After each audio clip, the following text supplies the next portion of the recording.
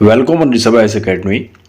आज का लेक्चर है भूसन्नति के विषय में, जिसे इंग्लिश में जियोसिंक्लाइन कहते हैं। ठीक है, आज इस लेक्चर में हम जानेंगे कि भूसन्नति क्या है, कोवर का भूसन्नति सिद्धांत और हिमालय पर्वत निर्माण के संबंध में इस सिद्धांत का दृष्टिकोण। ठीक है, तो लेक्चर शुरू करें उससे पहले चैनल को सब्सक्राइब जरूर कर दें ताकि आगामी वीडियो की नोटिफिकेशन आपको प्राप्त हो सके। ठीक है, देरी ना करते हुए लेक्चर को स्टार्ट करते हैं। तो सबसे पहले भूसन्नति क्या है।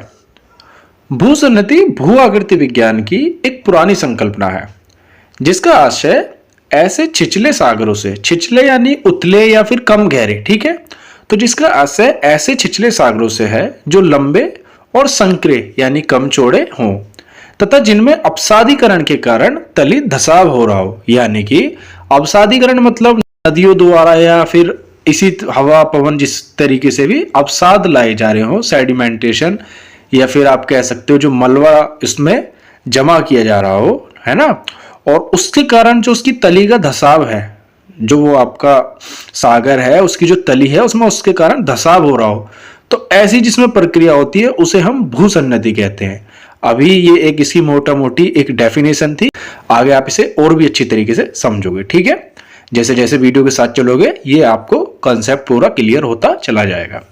तो एक बार और मैं डेफिनेशन पढ़ देता हूं फिर शुरू से कि भूसन्नति भू आकृति विज्ञान की पुरानी संकल्पना है जिसका आशय ऐसे छिछले सागरों से है जो लंबे एवं संकरे हो तथा जिनमें अवसादीकरण के कारण तली धसाव हो रहा हो। ठीक है, और इनका क्या यूज है भूसन्नति का, तो भूसन्नति को हम बेसिकली पर्वतों की उत्पत्ति से संबंधित करते हैं। ठीक है, कि जैसे आपका जो हिमालय पर्वत है, हम कहते हैं कि हिमालय पर्वत से पहले वहां 33 सागर हुआ करता था। उस 33 सागर में जो निक्षेप हुआ, जो उसमें अवसाद थे, उनमें बलन पड़ने से हिमालय पर्वत का निर्माण हुआ। तो बेसिकली पहले वहां 33 सागर था जो एक भूसन्नति थी। ठीक है, तो भूसन्नति से हम क्या जानते हैं, पर्वत निर्माण का सिद्धांत। ठीक है, तो सर्वप्रथम भूसन्नति का विचार किसने दिया, अमेरिकी भूवैज्ञानिक जेम्स हॉल और जेम्स डी डाना द्वारा। ठीक है, तो किसने दिया सर्वप्रथम भूसन्नति सिद्धांत, अमेरिकी भूवैज्ञानिक जेम्स हॉल और जेम्स डी डाना द्वारा। ठीक है, इनके द्वारा प्रस्तुत किया गया और इसके द्वारा उन्होंने पर्वतों की उत्पत्ति की व्याख्या करने वाले सिद्धांत का प्रतिपादन किया। तो भूसन्नति के द्वारा हॉल और डाना ने पर्वतों की उत्पत्ति से संबंधित सिद्धांत का प्रतिपादन किया। हालांकि बाद में प्लेट टेक्टोनिक सिद्धांत आया और उसके बाद ये भूसन्नति की परिकल्पना पर्वत निर्माण के संबंध में पुरानी पड़ चुकी है, क्योंकि अब प्लेट टेक्टोनिक को एक मान्य तथ्य मान लिया गया है आपका पर्वत निर्माण से संबंधित। ठीक है, तो भूसन्नति को बेहतर ढंग से समझने हेतु पहले हम हॉल तथा डाना की संकल्पना देखते हैं।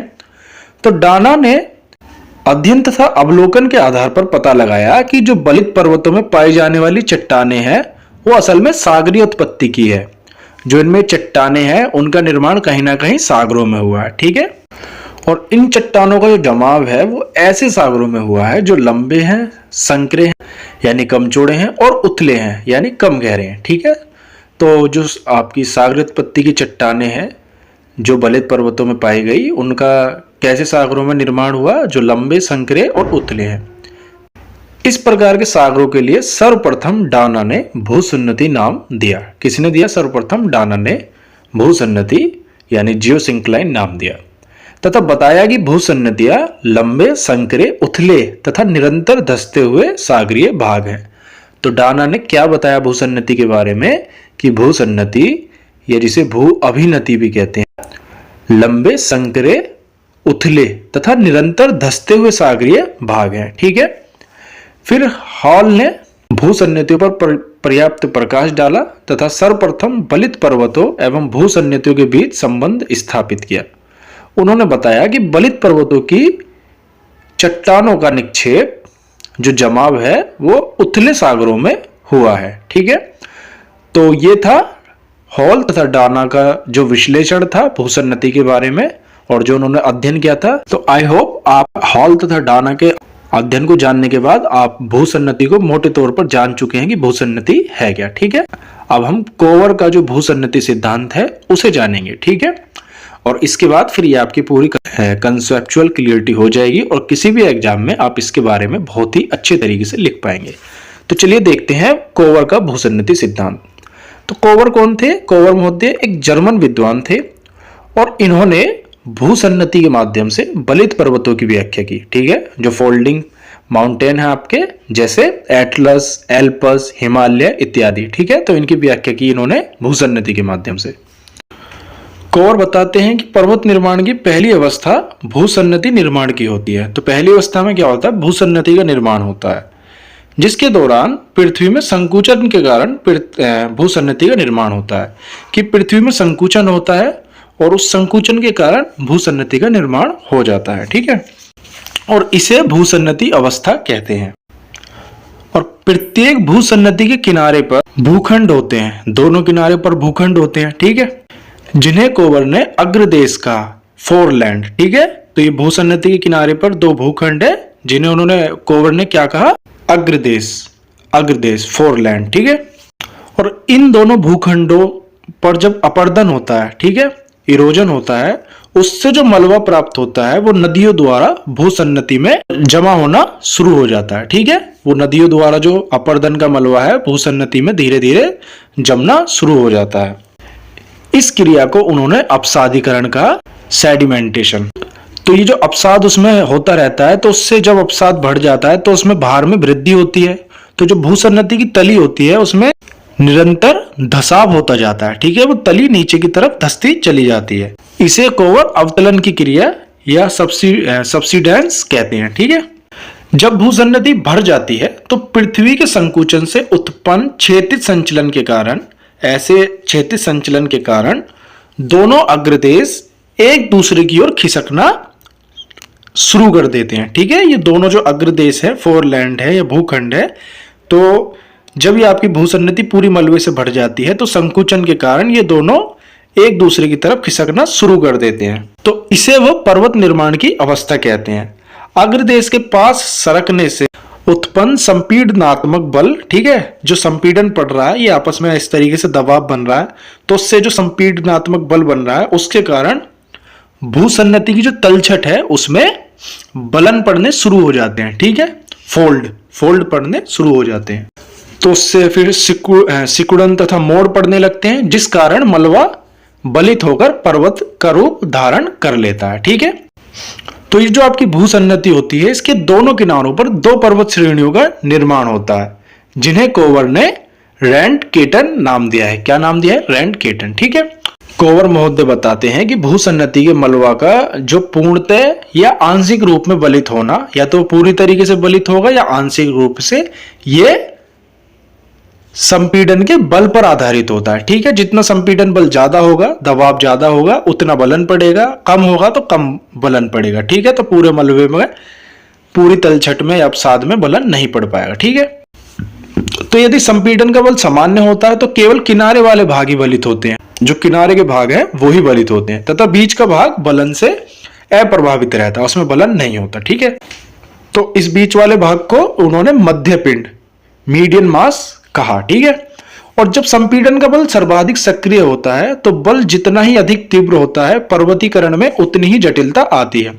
कभी कभी बलन की ग्रीवा टूटकर, मतलब ये जो बलन के ये ऊपर को होता जाता है, ये टूटकर दूसरे बलन पर चढ़ जाती है, जिस कारण ग्रीवा खंड या नेप का निर्माण होता है। ठीक है, तो ये था इनका भूसन्नति का सिद्धांत। इसे एक बार मैं संक्षेप में आपको बता देता हूं कि इसे आप शॉर्ट में भी लिख सकते हो अपनी रजिस्टर में या कॉपी या जो भी आपकी नोटबुक है, ताकि अगर ये कभी भी शॉर्ट आंसर में पूछा जाए तो आप इसका शॉर्ट आंसर इस तरीके से बता सकते हैं कि प्रसिद्ध जर्मन विद्वान कोवर ने बलित पर्वतों की उत्पत्ति की व्याख्या के लिए भूसन्नति सिद्धांत का प्रतिपादन किया। इनका सिद्धांत संकुचन शक्ति पर आधारित है कि पृथ्वी में संकुचन होने से उत्पन्न बल से जो अग्रदेश है उनमें गति उत्पन्न होती है, जिससे प्रेरित होकर संपीड़नात्मक बल के कारण भूसन्नति का मलबा बलित होकर पर्वत का रूप धारण करता है। जहां पर आज पर्वत है वहां पर पहले भूसन्नतियां थी, जिन्हें कोवर ने पर्वत निर्माण स्थल बताया है। ठीक है, अब जो हमारा नेक्स्ट पॉइंट है, हिमालय पर्वत निर्माण के संबंध में कोवर ने क्या बताया या भूसन्नति सिद्धांत क्या है। ठीक है, हिमालय पर्वत निर्माण के संबंध में इसका क्या दृष्टिकोण है। तो हिमालय के निर्माण के विषय में कोवर ने बताया कि पहले तेथिस सागर था, जिसके उत्तर में अंगारा लैंड था, ठीक है, ये वाला हिस्सा अंगारा लैंड था, तथा दक्षिण में गोंडवाना लैंड था, ठीक है। तो गोंडवाना लैंड तो आपने नाम सुना भी होगा। तो ये दो अग्रदेश थे, अंगारा लैंड और गोंडवाना लैंड, ठीक है। ये दोनों क्या थे? अग्रदेश, जिन्हें उन्होंने भूखंड बताया, दृढ़ भूखंड, जो भूसन्नति के दोनों ओर होते हैं। तो उत्तर में था तेथिस सागर के अंगारा लैंड और दक्षिण में था गोंडवाना लैंड, ठीक है। इयोसिन युग में ये दोनों आमने सामने सरकने लगे, जिस कारण तेथिस के दोनों किनारों पर तलछट में बलन पड़ने से उत्तर में तो कुनलून पर्वत का तथा दक्षिण में हिमालय की उत्तरी श्रेणी का निर्माण हुआ, और दोनों के बीच में तिब्बत का पठार मध्य पिंड के रूप में बचा रहा।